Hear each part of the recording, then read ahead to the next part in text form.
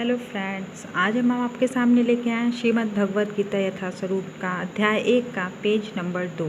कल हमने आपको पेज नंबर 1 की स्टडी कराई थी। आइए देखते हैं। ये देखिए, कल हम लोग पढ़े थे पेज नंबर 1। यहाँ पे ये देखिए, पेज नंबर 1 पे हम लोग यहाँ थे।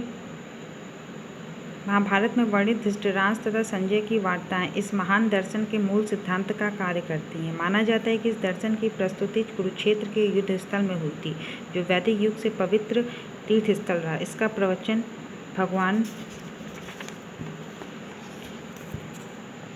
भगवान द्वारा मानव जाति के पथ प्रदर्शन हेतु तब किया गया जब वे इस श्लोक में स्वयं उपस्थित थे। धर्म क्षेत्र शब्द सार्थक है क्योंकि कुरुक्षेत्र के युद्ध स्थल में अर्जुन के पक्ष में श्री भगवान स्वयं उपस्थित थे। कौरवों का पिता धृतराष्ट्र अपने पुत्रों की विजय की संभावना के विषय में अत्यधिक संदिग्ध था। अतः इसी संदेह के कारण उसने अपने सचिव से पूछा। उन्होंने क्या किया? यह आश्वस्त था कि उसके पुत्र तथा उसके छोटे भाई पांडु के पुत्र कुरुक्षेत्र की युद्धभूमि निर्णयात्मक संग्राम के लिए एकत्र हुए हैं। फिर भी उसकी जिज्ञासा सार्थक है। वह नहीं चाहता था कि भाइयों में कोई समझौता हो। अतः वह युद्धभूमि अपने पुत्रों की नियति भाग्य भावी के विषय में आश्वस्त होना चाह रहा था।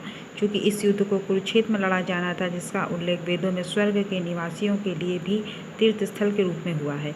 अतः धृतराष्ट्र अत्यंत भयभीत था कि इस पवित्र स्थल का युद्ध के परिणाम पर न जाने कैसा प्रभाव पड़े। उसे भली भांति ज्ञात था कि उसका प्रभाव अर्जुन तथा पांडु के अन्य पुत्रों पर अत्यंत अनुकूल पड़ेगा, क्योंकि स्वभाव से वे भी सभी पुण्यात्मा थे। संजय श्री व्यास का शिष्य था। अतः उनकी कृपा से संजय धृतराष्ट्र के कक्ष में बैठे बैठे कुरुक्षेत्र के युद्ध स्थल का दर्शन कर सकता था। इसलिए धृतराष्ट्र ने उससे युद्ध स्थल की स्थिति के विषय में पूछा। पांडव तथा धृतराष्ट्र के पुत्र दोनों ही एक वंश से संबंधित हैं, किंतु यहाँ पर धृतराष्ट्र के वाक्य से उसके मनोभाव प्रकट होते हैं। उसने जानबूझकर अपने पुत्रों को कुरु कहा और पांडु के पुत्रों को वंश के उत्तराधिकारी से विलग कर दिया।